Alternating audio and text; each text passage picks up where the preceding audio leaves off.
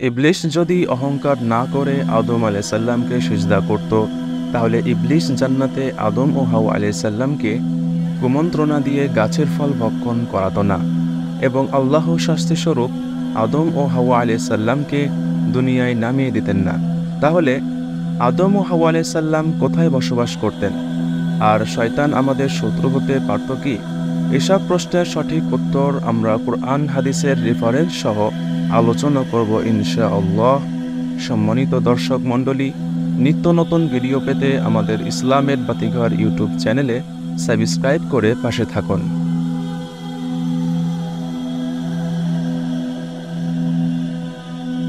আল্লাহ রাব্বুল আলামিন সূরা বাকারার ৩০ নং আয়াতে বলেন, আর স্মরণ করো যখন তোমার রব ফেরেশতাদেরকে বললেন, নিশ্চয় আমি জমিনে একজন খলিফা সৃষ্টি করছি। তারা বলল, আপনি কি সেখানে এমন কাউকে সৃষ্টি করবেন যে তাতে ফাসাদ করবে এবং রক্ত প্রবাহিত করবে? আর আমরা তো আপনার প্রশংসায় তাসবিহ পাঠ করছি এবং আপনার পবিত্রতা ঘোষণা করছি। তিনি বললেন, নিশ্চয় আমি জানি যা তোমরা জানো না। এই আয়াতের তাফসির হলো, আল্লাহ মানুষ সৃষ্টি করার সিদ্ধান্ত নিলে তিনি ফেরেশতাদেরকে বললেন, আমি পৃথিবীতে মানুষ সৃষ্টি করব। এই কথা শুনে ফেরেশতাগণ বলেছিলেন, আপনি এমন কাউকে সৃষ্টি করতে যাচ্ছেন যারা অশান্তি ও রক্তপাত ঘটাবে? আর আমরা তো আপনার প্রশংসায় তাসবিহ পাঠ করছি এবং আপনার পবিত্রতা ঘোষণা করছি।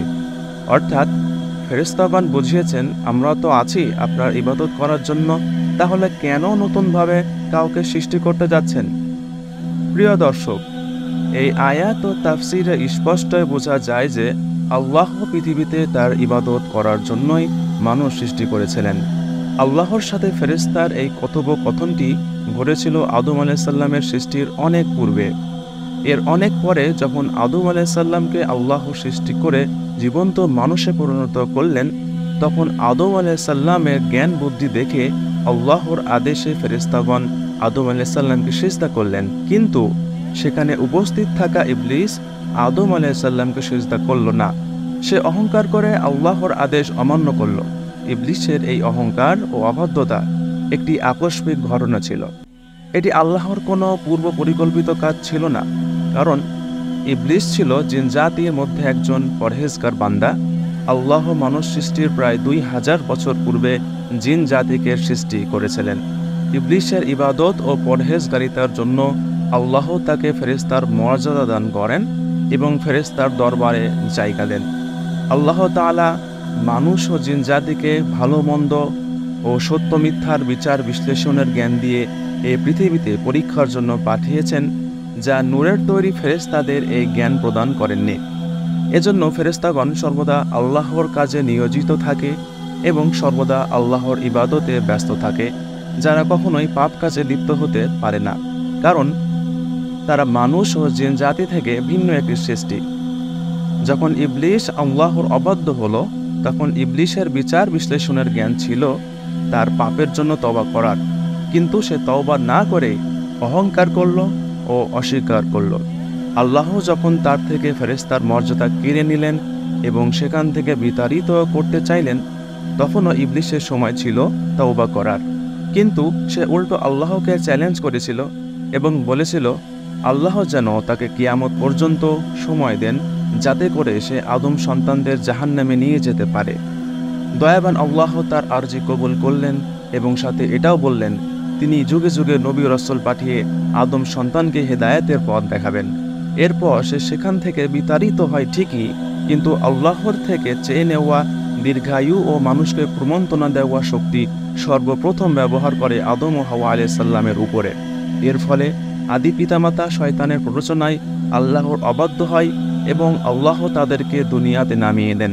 এটা কি আল্লাহর অবাধ্য হওয়াই তাদের জন্য শাস্তিস্বরূপ ছিল?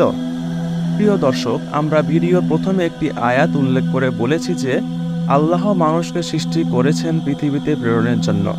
আয়াতে প্রতিনিধি শব্দ দ্বারা আল্লাহর একত্ববাদ প্রতিষ্ঠা বা তার ইবাদত কায়েম করার প্রতিনিধি বোঝানো হয়েছে। যেমনটি আল্লাহ সূরা যারিয়াতের ৫৬ নং আয়াতে বলেছেন, ওয়ামা খালাকতুল জিন্না ওয়াল ইনসা ইল্লা লিয়াবুদুন। আমি মানুষ ও জিন জাতিকে সৃষ্টি করেছি শুধুমাত্র আমার ইবাদত করার জন্য। এক্ষেত্রে যা বোঝা যায়, 1. আল্লাহ আদম ও হাওয়া আলাইহিস সালামকে জান্নাতে কিছুদিনের জন্য বসবাস করতে দিয়েছিলেন, কিন্তু পরে তিনি পৃথিবীতে তাদের নামিয়ে দিতেন। 2. আল্লাহ গায়েবের খবর জানেন। জান্নাতে শয়তান যে তাদের প্ররোচনা দিয়ে গাছের ফল খাওয়াবে সেটা আল্লাহ জানতেন, তাই তিনি মানুষকে আল্লাহর অবাধ্য হওয়ার পরিণতি শিক্ষা দেওয়ার জন্য জান্নাতে রেখেছিলেন। 3. শয়তান আল্লাহর অবাধ্য হতো বা না হতো, আল্লাহ সর্বজ্ঞানী, তিনি তার নতুন সৃষ্টিকে সৃষ্টির পরপরই দুনিয়াতে প্রেরণ করেননি। এটি আল্লাহর প্রজ্ঞা ও রহমত হতে পারে, আর সর্বোপরি তিনিই ভালো জানেন, কারণ সকল ক্ষমতার মালিক তিনি। আর শয়তান যদি আদম আলাইহিস সালামকে সিজদা করে দিত, তাহলে বনি আদমকে প্রমন্ত্রণা দেওয়ার জন্য কি কেউ থাকতো না? যেখানে আল্লাহ সূরা নাসে বলেছেন, আল্লাযী ইওয়াসওয়িসু ফি সুদুরিন নাস মিনাল জিন্নাতি ওয়ান নাস, যারা মানুষের অন্তরে প্রমন্ত্রণা দেয় তারা জিনেদের মধ্য থেকে এবং মানুষদেরও মধ্য থেকে হয়। মানুষের অন্তরে শুধু শয়তান যিনি প্রমন্ত্রণা দেয় না, বরং মানুষের মধ্য থেকে কিছু শয়তান মানুষ আছে যারা অন্তরে প্রমন্ত্রণা দেয়।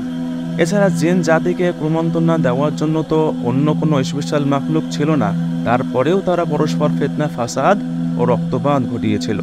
শয়তান ইবলিস মুমিনদের কখনোই পরাজিত করতে পারেনি, কারণ আল্লাহ মানুষকে ভালো মন্দের বিচার বিশ্লেষণ শক্তি দিয়ে সৃষ্টি করেছেন, আর মুমিনরা বিচার বিশ্লেষণে ভালোকেই প্রাধান্য দিয়ে থাকে। আল্লাহ সূরা কাফের 27 থেকে 28 নং আয়াতে বলেন, আর শয়তান কারিন জিন বলবে, হে আমাদের প্রতিপালক, আমি তাকে অবাধ্য হতে প্ররোচিত করিনি, বস্তুত সে নিজেই ছিল ঘোর বিভ্রান্ত। আল্লাহ বলবেন, তোমরা আমার কাছে বাকবিতণ্ডা করো না, অবশ্যই আমি আগেই তোমাদের সতর্ক করেছিলাম। অর্থাৎ এই আয়াতের ব্যাখ্যা হলো, কাফের ও তার সহচর শয়তান জিন কিয়ামত দিবসে পরস্পরকে দোষারোপ করবে, কিন্তু শয়তান কাফেরকে বলবে, সে যদি মুমিন বান্দা হতো তাহলে সে আমার ফাঁদে পা দিত না। তখন আল্লাহ তাদের ঝগড়া থামিয়ে বলবেন, তিনি দুনিয়াতেই নবী, রাসূল ও ধর্মগ্রন্থ প্রেরণ করে মানুষকে সতর্ক করেছেন, তাই আজ তাদের উভয়কেই জাহান্নামে যেতে হবে। পরবর্তী ভিডিওতে আমরা কারিন জিন ও তাদের কর্মকাণ্ড সম্পর্কে বিস্তারিত আলোচনা করব ইনশাআল্লাহ। সে পর্যন্ত আপনারা ইসলামের বাতিঘরের সাথে যুক্ত থাকুন।